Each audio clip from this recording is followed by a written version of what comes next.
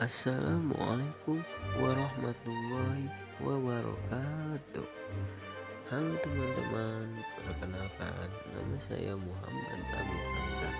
Di sini kita akan membahas tentang hukum internasional.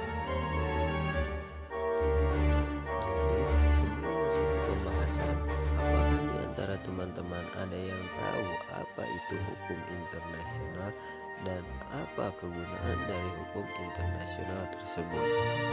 Istilah hukum internasional dikemukakan oleh seorang ahli hukum dalam filsaf kebangsaan Inggris, Jeremy Bentham, pada tahun 1870 dalam karyanya yang terkenal Introduction to the Principle of Morals and Legislation. Menurut Jeremy Bentham, hukum internasional sama maknanya dengan istilah law of the nation, rights, games. Istilah hukum internasional bila direfleksikan ke belakangan pada zaman Romawi ditemukan istilah ius gentium yang dalam akar bahasa Jerman Belanda negara-negara Skandinavian dikenal dengan istilah Volksrecht atau Volkenrecht.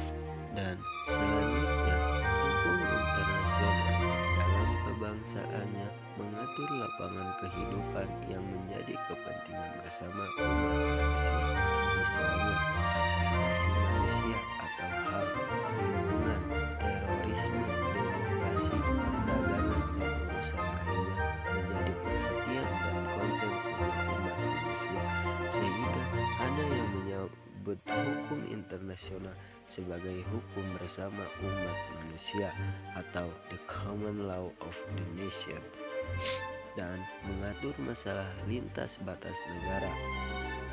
Lantas, apakah hukum internasional memiliki landasan sosiologis dan yuridis?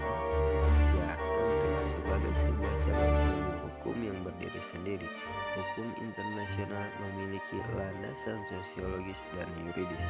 Ungkapan klasik Cicero menyatakan ubi societs ibi lus, di mana ada hukum di situ ada masyarakat.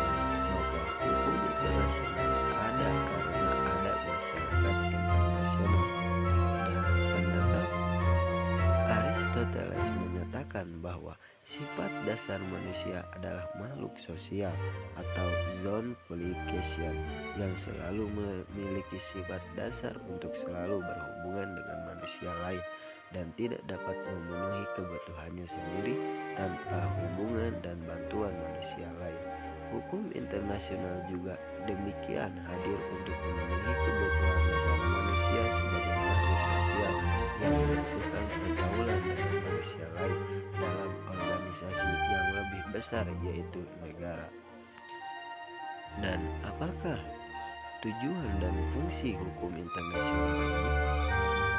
Ya, jadi kehadiran hukum internasional sebagai cabang ilmu hukum memiliki tujuan dan fungsi sendiri. Tujuan hukum internasional maksudnya adalah asas dan kaidah yang tertuang dalam hukum internasional memiliki tersendiri yang berbeda dengan tujuan hukum nasional. Begitu pula dengan fungsi hukum internasional. Tujuan hukum berkaitan dengan visi yang hendak diwujudkan hukum internasional. Menurut J. Strait, tujuan awal hukum internasional membangun sistem hubungan internasional yang teratur.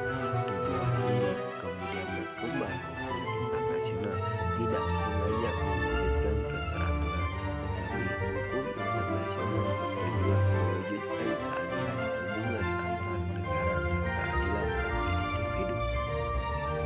Hukum internasional bukan saja kaidah hukum tanpa nilai, tetapi memiliki tujuan yang jelas, yaitu menghadirkan ketertiban dan keadilan hubungan internasional antar negara.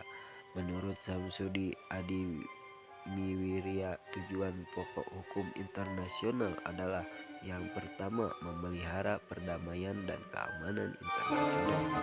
Yang kedua, memajukan kepentingan umum dari warga masyarakat internasional dan mengembangkan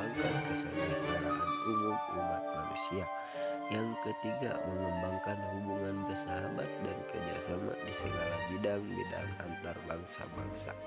Yang keempat, mengembangkan penghormatan atas hak-hak dan kebebasan asasi manusia dan penghormatan atas rule of law dan keadilan.